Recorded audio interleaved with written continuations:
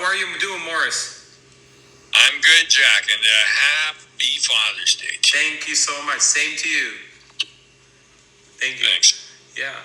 So I wanted to ask you, we've done quite a bit of segments so far, and do you have any memorable days on Father's Day? Yeah, I have a good Father's Day story because I would say the love of my dad was one of the reasons that I actually got into the NHL. As I told in an earlier story, that I have gone all the way back to where I really started to have this dream about playing in the NHL. It was actually watching Saturday night hockey on my dad's lap, and he was talking so good about all the players on TV, and the thought started that, wow, if I could be one of those guys, it would make my dad happy. And then that thought got planted in my heart, and I would say when I was out there, and all the training that went into it, many times I was working for myself, but I would say I was also working for that deeper dream of making my dad happy and proud of me. So my dad did very little coaching of me, and he mostly left that to my brother Ed and my brother Mike, who were very good in sports. And my dad mostly just sort of watched, and although one time he did say something, and it was we had just moved from the farm into the city of Saskatoon, and our farm was about 75 miles north of Saskatoon. So my dad continued to farm and drove in and out of Saskatoon. So he'd farm during the days, come home for the weekends. It ended up, though, that all of a sudden, my next door neighbor, Danny Arndt, came over, and Danny was an incredible hockey player, and he became a professional also. And he said, hey, tonight's our tryout for the Kinsman League. And the Kinsman League was the top Pee-wee league in the city. And I said, really? But this was in September. I mean, I was absolutely shocked by this. And because in the country, we started our hockey in November when the natural ice froze. So it'd be, and he said, no, the tryouts are tonight. And they're at the Saskatoon Arena where the Saskatoon Blades play, the Western Hockey League team. Wow. So, wow, I mean, this was big time, but it was kind of just a huge surprise. And so they were supposed to start at 7 o'clock. And so I said, okay, well, I'll be there. So it was my very first Pee-wee tryout in Saskatoon. Now, so here I had come from the farm where I played basically on three teams. I played in my division older, and the division older because I was good enough to play in all three. And although I would have limited ice time in the older division. So I was a pretty good hockey player at that time. So I went into the garage to get my equipment, check it out, dug it out, and put it on, and much of the equipment didn't fit. I had outgrown it. So it ended up, when I went for my first Pee-wee tryout to the Kinsman League, which was the big kind of all-star league to be in, it ended up, I went out on the ice, and all I had on was I had shin pads, but I didn't have socks. So I had shin pads with rubber rings around it, holding the shin pads in place. And I had skates, and I had my cup on, but I had jeans on. And so I didn't have hockey pants, I didn't have socks, I didn't have shoulder pads. All I had was elbow pads, gloves, a stick, and a helmet. Didn't have a jersey. So I was out there trying out, looking really like a country bumpkin. And it ended up, and everybody else is out there zooming around. They all have their fancy equipment on and fancy uniforms. And it ended up that there was a lot of guys on the ice, and so we were doing certain shooting drills, certain skating drills. Yeah. And about halfway through the practice, I kind of shut it down. And it ended up that when the tryout was finished, they had names up on the outside, and so I had to go and see if we had made the next round. Yes. And went out, and my name wasn't on on there, so I had been cut. So I didn't. So here I got cut from my very first Pee Wee practice, and ended up still making the NHL. Oh, wow. So what happened though was after the practice, I came and looked, and here my name wasn't on there. It was like the very first time I hadn't made a team. And I mean, when we went to pick teams, for sports during the school, quite often I'd be one of the captains. And if I wasn't one of the captains, I was typically one of the first guys picked because I was one of the better athletes. Yeah. So this was a strange feeling. Like, it was the very first time I'd never made it. And so it ended up, and the thing was, it was quite intimidating to be in the Saskatoon Arena also, because it's where the Saskatoon Blades played. It was the first time I was ever in this big rink. It sat like about 4,000 people. Oh, it's big. And so there was all sorts of things that were happening in that tryout.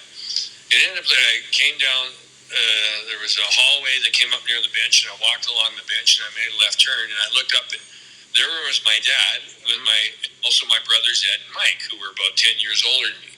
And Ed and Mike were looking away sideways, and so Dad had heard about this tryout, and he had got back in from the country to come and watch it.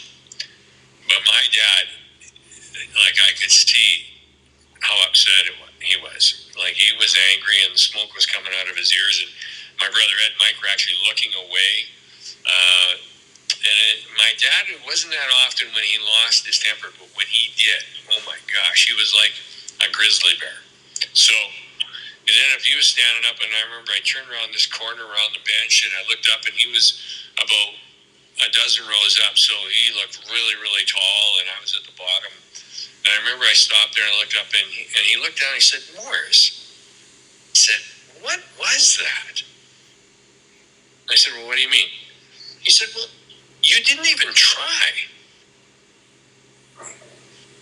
And I said, "Well, you know what, Dad?" And like, he was so upset. I said, "You know what, Dad? I think I got embarrassed. Like, I didn't even have all my hockey equipment."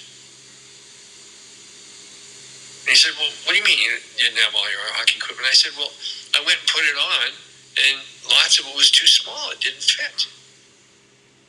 And I said, "I think I got embarrassed out there." And I remember he stood there, and he turned this information, he took it, and it was interesting. It was kind of like a robot taking in this information. And then all of a sudden, his demeanor changed. He went from being angry. And I remember he looked down at me, he said, "Look, Morris, I want you to know that I'm going to make you a promise right now that equipment will never, ever again be a problem." He said, "I promise you that." And I went, "Really?" He said, "Yes." So it was cool. He actually took a piece of the responsibility here of this. And then he looked down and he said, "But there's one thing I want you to know." And he said, "It's really, really important that at the end of the practice, that the coach knows that you were his hardest working hockey player." He said, "Can you do that? Can you be the hardest working hockey player?" And I thought about it. And I thought, well, that's who I was. I mean, I always outworked everybody. And, like, I would take a ball and I would throw it against the wall 100 times, catching it, reenacting. I would take a puck and shoot it against the wall 100 times, and each time seeing myself scoring a goal. Like, that's who I was. I was the hardest working player. And so I looked up and said, "Yeah, I can do that." And he said, "And you know what? It's not only about being the hardest working hockey player. Sometimes at the end of the practice, the coach is going to know that you were his best player." Right. So you can be the hardest working hockey player. And I said, "Dad, I can." He said, "Okay." He said, "You know what? Let's go get you the equipment." Wow. And I remember I felt so incredibly loved in that moment. And we went right from the rink straight to the Eaton store. And ended up, we got all new hockey pants, new hockey socks. Like, and I was all good to go. And what was cool that came out of that was that my next Pee Wee tryout was for a team called the Empires, and we were actually sponsored by a meat packing company. But the Empires were a first year Pee Wee team. All the guys were first year Pee Wees. But the We were an all-star team out of our one quadrant. And then what was the incredible thing is that team got put into the Kinsman League. So the one I got cut from, we were then all playing against these guys, and they were all 1 year older than us. And from the start, they were beating us, but then after a while, we ended up starting to win, which really pissed these guys off. They did not like it, being 1 year older. But we had like 16 guys that were first-year Pee-wees, though. We were really good. And we ended up winning the provincial championship for Saskatchewan with that team. It's called the Empires. And that's actually the that we got from the province. That's awesome. Yeah, we won 3 provincial championships. But anyways, I tell that story here about because my dad, who didn't coach me very often, he kind of did what I call, he drew the line in the sand. And a good coach, every once in a while, has to draw the line in the sand. And the player or the players, they've either all got to get on the same side or they got to ship out. Yeah. And my dad did that day. He drew the line in the sand. He sort of read the riot act to me. He made it clear that success was being the hardest working hockey player. Yeah. And I can remember for years and years after that, like going out for a practice, I would think that I would tell myself, okay, be the hardest working player. And you always stayed on the ice the longest after practice and worked hard. I did. I'd be out there shooting, and they'd have to come and come on, we've got to get going here or something like that. So, yeah. So I believe that's a pretty good father story. Yes. Thank you. Thank you for sharing that. I wanted to ask you if there's any interesting moments when you guys were on the road flying or busing. Was there anything that happened that was interesting? Yeah, there sure was. And there's a lot of cool stories about what happens in airports and what happens in hotels also. So there was this one time that I actually managed to get on the wrong airplane and without a boarding pass. Wow. How did you manage to get on the plane without a boarding pass? Yeah, well, things were a little bit different then than what they are now. Yet the security was still pretty tough. Yep, this is what happened. We were in Toronto Airport, and we were down by about gate 97, I think it was, 94, 90, something like that. And we were supposed to catch a flight to Montreal. At least I thought that's what we were supposed to do. But so we got to this gate, and so it ended up that I was just so bushed that I said to a couple of my buddies that I played cards with, because a lot of times on the planes I would read, because we were in commercial airports so much. Nowadays the teams get the charter. I mean, it's so much better for them right now. I mean, we used to have to drag our bodies through airports, and like we would fly through Chicago, fly through Minneapolis many times, get off the plane, and then wait for the next plane and get on it, and then either fly to Winnipeg or fly to somewhere else. So we spent a lot of time in airports. And also in February and March, there were often times where I was just so tired. The season really, I was one of the smaller guys, so the season really started to take a toll on my body and my energy. So we got down to this gate. We were supposed to be boarding in about an hour. And so it ended up with Dave Christian and Ronnie Wilson. And they were two guys that were two of my best buddies. And Robert Picard also. We often played cards together.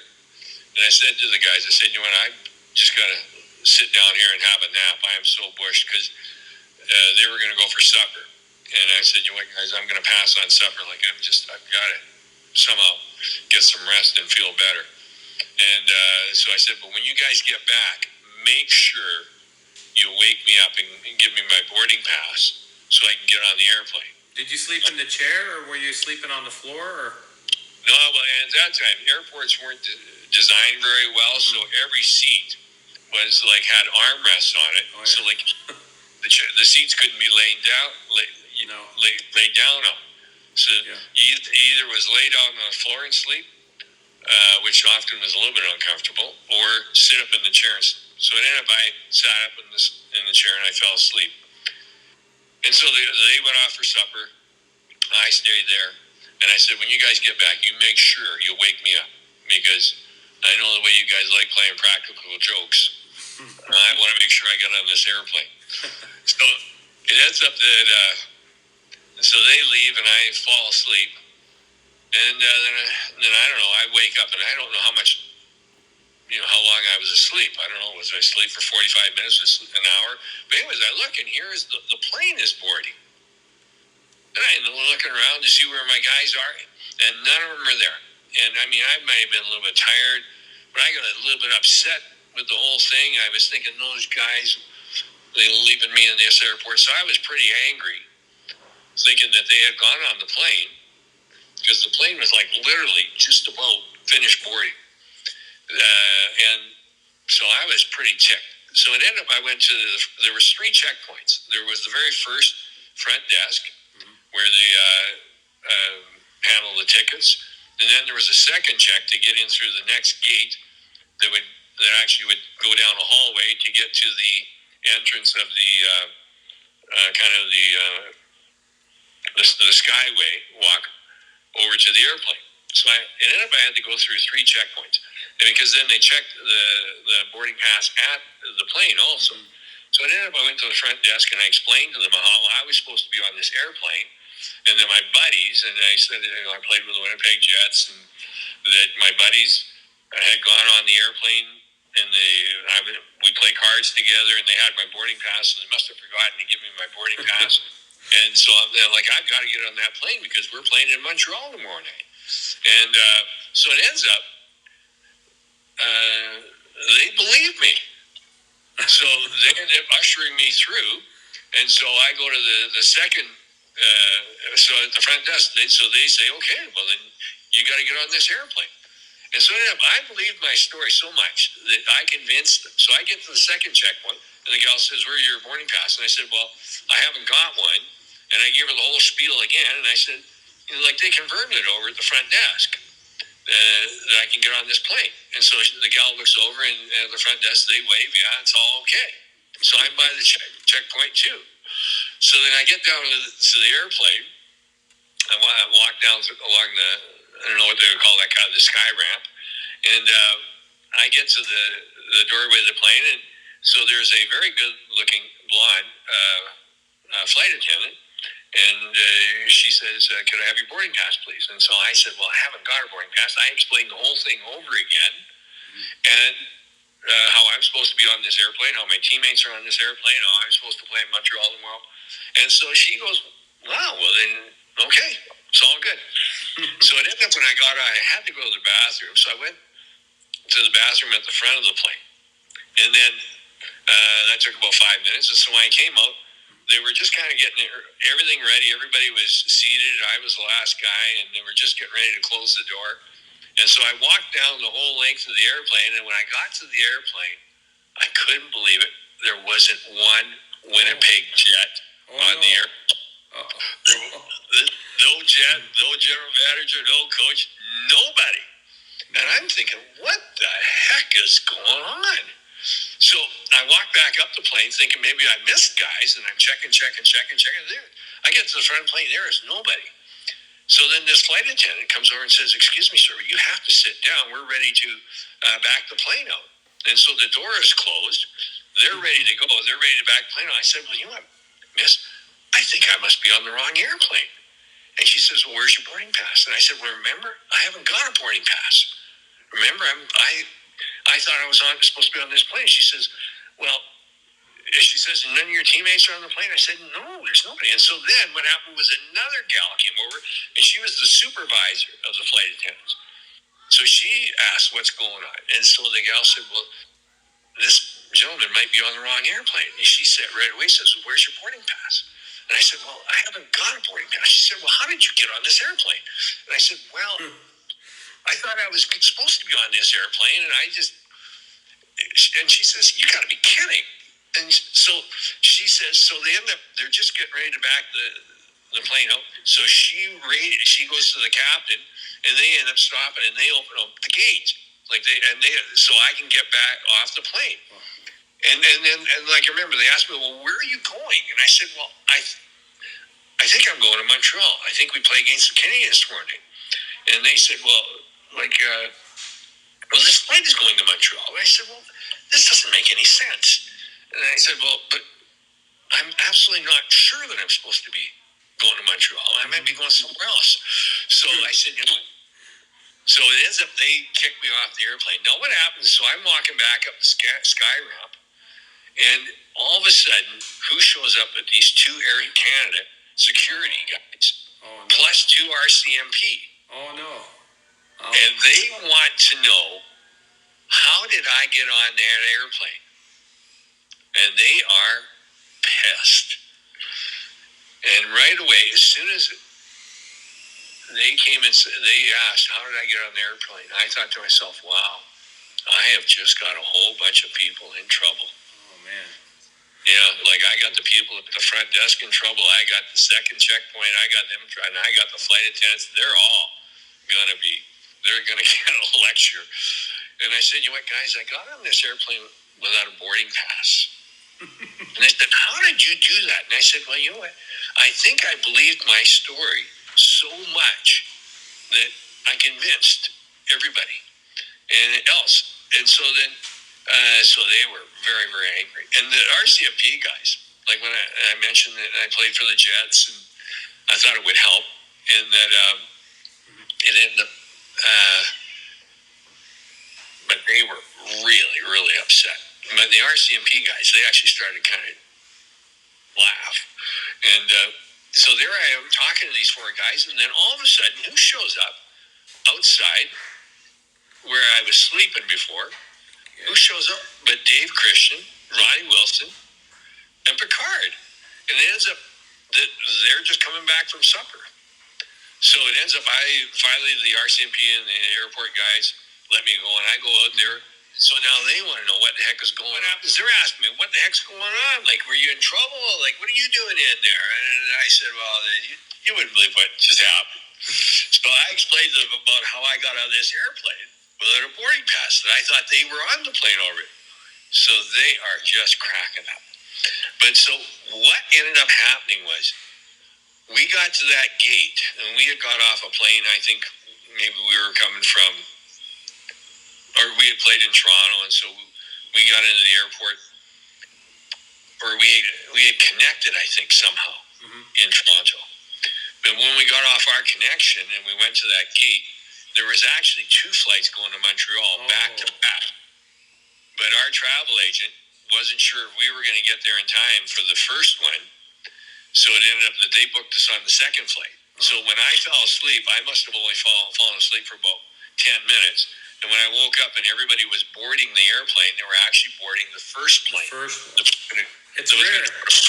It's rare to have two flights go back to the same gate. That just doesn't happen often. And out of the same gate. Yes. So here I saw this flight, everybody just about ready to go. And even though I'd only been asleep for about 10 minutes, I thought, I've got to be on that flight. And so I ended up getting on this flight. Had I just stayed on it, like I would have got to Montreal, I would have been there in baggage claim waiting for all my teammates to show up. They would have probably what the heck happened to me. And so anyways, in the end, I kind of wished I would have just stayed on that airplane, because I would have saved a lot of people from getting into trouble. Like, I feel for that blonde flight attendant, for the supervisor, for the people at the front desk. Like, they were all going to get raked over the coals. How did they let me get on that airplane? But you didn't know. I mean, who knew there was going to be two flights? And you know what? It's kind of just a bit of a story, too, that when a person believes their own BS, their own story well enough, that we can often sell ice to just about anybody. It's true. So it ended up that got to Montreal, and I think we actually won that next night, too. Oh, nice. One of the few times we ever did. Oh. And like, I'm sure there's a lot of stories over the years that, you guys been on a lot of flights over the years, and a lot's happened. Oh, there's all sorts of craziness can happen on airplanes. So, I'd love to tell a couple more stories another time. Sure. And I want to wish you a happy Father's Day. Same to you. Thank you. I hope people enjoy those two stories. I love the one about my dad because the moment, it was incredible. And I talk about the depths of despair and the heights of happiness, how it kind of goes. There's weird. And I remember I was in the depths of despair when I got cut at that Pee Wee tryout in Saskatoon. I had never been cut before. It was such a strange feeling. And when I came out and I looked at my dad, and I remember how I felt so that I'd let him down so much. And yet, when he took a moment to understand what had happened and how I had felt embarrassed, and then when he said, "Let's go get your equipment," how loved I felt in that moment. It's just it was one of the most amazing moments between my dad and I ever. Wow. It's amazing. It's a great story. Wow. Okay. Thanks for listening. Thank you. Thank you, Morris, for everything. And I've got some more, like I said, I've got some more airport and hotel stories. Wow. We'll have to do another segment for sure. Okay. I think this is our 9th one. Wow. Yeah. Fantastic. Gordy's number. Yeah, that's right. The next one's Howard Chuck. Yeah, that's right. Ducky boy. You got it. Thank you so much. Have a great one. Talk to you soon. Thanks. Thank you.